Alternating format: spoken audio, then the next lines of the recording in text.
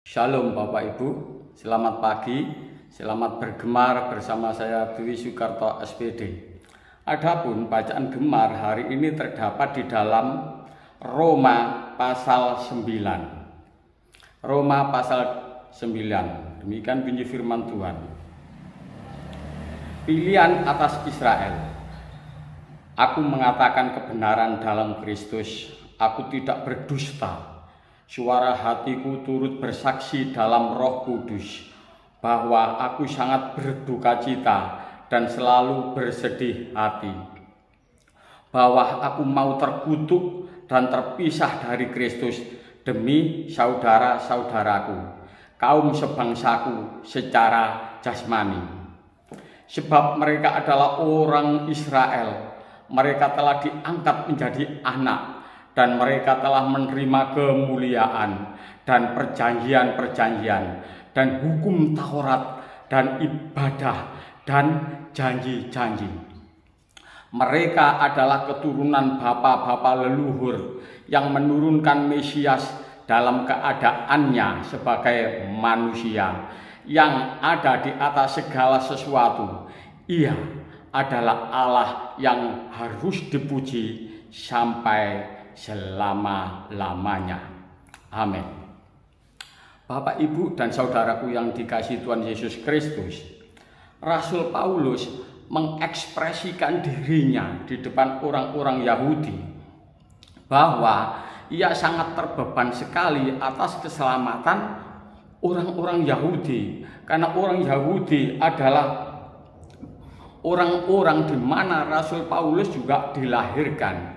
Rasul Paulus sebagai orang Yahudi, ia terbeban akan bangsanya ini, sehingga dia mengekspresikan dirinya seperti Tuhan Yesus Kristus sudah memberikan teladan kepada Rasul Paulus.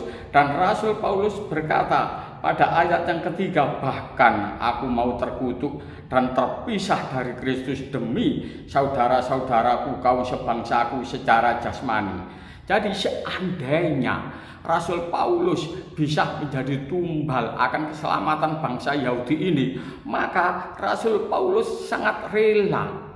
Namun Rasul Paulus juga tahu bahwa keselamatan itu hanya bisa dilakukan oleh Tuhan Yesus Kristus. Keselamatan didasarkan pada anugerah, pada kehendak Tuhan.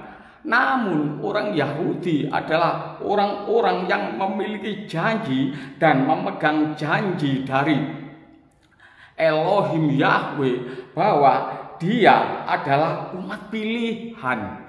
Kebenaran ada di dalam dirinya asalkan dia melakukan satu perbuatan baik didasarkan pada Taurat, maka dia sudah pasti dia mendapatkan satu keselamatan. Bangsa Yahudi tidak memahami bahwa keselamatan di dalam kehidupan manusia hanya didasarkan pada anugerah.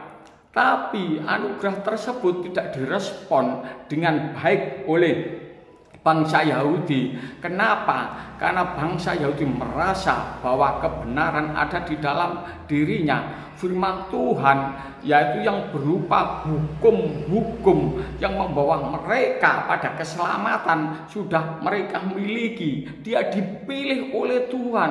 Pilihan inilah Bapak Ibu yang menjadikan bangsa Yahudi merasa sombong. Jadi bangsa Yahudi merasa bahwa dirinya adalah orang yang sudah ditentukan oleh Allah untuk diselamatkan. Memang bangsa Yahudi adalah pemilik janji seperti dikatakan dalam ayat keempat, sebab mereka adalah orang Israel. Jadi di sini Rasul Paulus hendak mengatakan memang tidak ada keselamatan di luar Israel, itu tidak ada keselamatan di luar bangsa Yahudi. Artinya melalui bangsa Israel ini Allah hendak menjadikan corong bangsa Yahudi itu bahwa keselamatan hanya terdapat pada Allahnya bangsa Yahudi. Seperti itu. Ya, jadi disinilah Bapak Ibu, orang-orang Yahudi itu merasa besar kepalanya, ya sombong ya. Mereka telah diangkat menjadi anak. Bangsa Yahudi sangat tahu bahwa anak itu hanya berasal dari Abraham, dari Ishak, dari Yakub. Di sana Allah menentukan dari keturunan mereka lah nanti akan lahir seorang Mesias, seperti itu. Dan mereka telah menerima kemuliaan. Loh, bangsa Yahudi memiliki satu pengalaman secara langsung dengan Allah, bagaimana ia bisa bertatap muka dengan Allah, bagaimana dia bisa melihat tiang awan dan tiang api di dalam hidupnya. Dan perjanjian, jadi janji-janji itu nyata diberikan kepada bangsa Yahudi, dan dia benar-benar memegang teguh hukum-hukumnya. Dan bangsa Yahudi adalah bangsa yang sangat taat sekali pada aturannya dan hukum Taurat. Ya Bapak Ibu, hukum Taurat itu adalah berisi kebenaran yang dipegang oleh bangsa Yahudi, dan ibadah dan janji-janji. Jadi di sini Bapak Ibu, bangsa Yahudi memegang janji-janji Allah. Tidak ada ibadah yang benar di luar ibadahnya bangsa Yahudi. Jadi kebenaran di dalam beribadah dan janji-janji yang benar itu hanya dimiliki oleh bangsa Yahudi. Sayang sekali ya, bangsa Yahudi telah dibutakan oleh pernyataan firman Tuhan yang harusnya diterima. Kalau saja bangsa Yahudi menerima semua janji-janji yang diberikan kepadanya pada saat Mesias itu ada di hadapan mereka, harusnya dia tahu. Seperti itu Bapak Ibu. Jadi gambaran daripada bangsa Yahudi mengenai Elohim Yahweh itu adalah satu kedahsyatan seperti yang diberikan kepada Daud, bisa menaklukkan lawan-lawannya. Ya walaupun seperti Goliat dia taklukkan. Jadi kedahsyatan Allah itu maunya itu dia rasakan seperti Mesias yang ia harapkan. Ternyata Mesias, yaitu Tuhan Yesus Kristus, datang sebagai Mesias yang menaklukkan dosa-dosa bangsa Yahudi, yaitu dengan apa? Dengan menyalibkan dirinya di atas kayu salib untuk menebus dosanya. Disinilah Bapak Ibu, bangsa Yahudi terkecoh Bapak Ibu oleh kesalahan pemahamannya, bahwa dia menjadi sombong, menjadi tegar tengkuk. Ya, kepastian keselamatan ada di dalam dirinya. Di luar bangsa Yahudi tidak ada keselamatan. Padahal Tuhan Yesus datang ke dunia untuk menyelamatkan seisi dunia. Jadi di sini Bapak Ibu, harusnya Bapak Ibu, bangsa Yahudi yang sudah menerima keselamatan itu memiliki watak, sikap, karakter seperti Rasul Paulus terbeban akan keselamatan bangsa lain, yang mana mereka membutuhkan keselamatan seperti yang bangsa Yahudi terima. Nah ini Bapak Ibu ya, Bapak Ibu, mari ya melalui kebenaran firman Tuhan ini kita memiliki watak dan karakter seperti yang diteladankan oleh Rasul Paulus. Bagaimana sikap Rasul Paulus terhadap bangsa Yahudi yang menolak keselamatan itu, yaitu keselamatan dari Tuhan Yesus Kristus ini. Dia sangat terbeban. Ya, dia mau mengorbankan apa saja demi keselamatan bangsa Yahudi ini. Bagaimana dengan kita? Apakah kita juga memiliki beban seperti Rasul Paulus, ingin menyelamatkan orang yang belum diselamatkan, orang yang belum menerima keselamatan tersebut?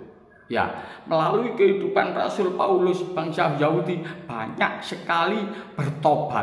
Pertanyaannya, melalui kehidupan kita, orang melihat kita, apakah mereka juga akan melihat keselamatan di dalam diri kita, yang mana Tuhan Yesus ada di dalam diri kita, sehingga mereka boleh dimenangkan. Bapak Ibu, mari dengan kebenaran firman Tuhan ini kita ikut terbeban akan keselamatan orang lain yang belum terselamatkan. Kita memiliki tanggung jawab, perasaan iba, rasa kasihan, mau berkorban seperti Tuhan Yesus Kristus. Ya, seperti Tuhan Yesus Kristus, dan dilanjutkan oleh Rasul Paulus. Dan marilah kita meneladani kehidupan Tuhan Yesus Kristus seperti yang diteladankan oleh Rasul Paulus, sehingga hidup kita memberikan satu kemenangan. Haleluya. Demikianlah Bapak Ibu kebenaran firman Tuhan. Saya akan mengakhiri dengan sebuah pujian. Haleluya.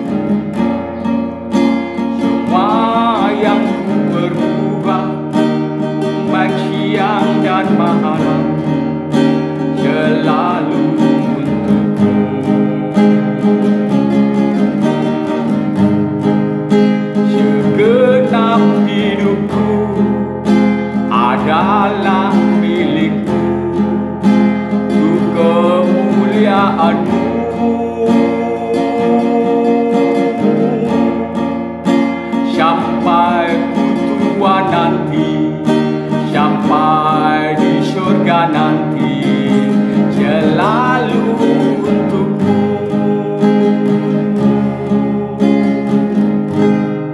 Terima kasih dengan kebenaran firman Tuhan yang sudah Engkau berikan di dalam kehidupan kami, yaitu hendaklah kami terbeban akan keselamatan orang lain yang belum selamat seperti diri kami.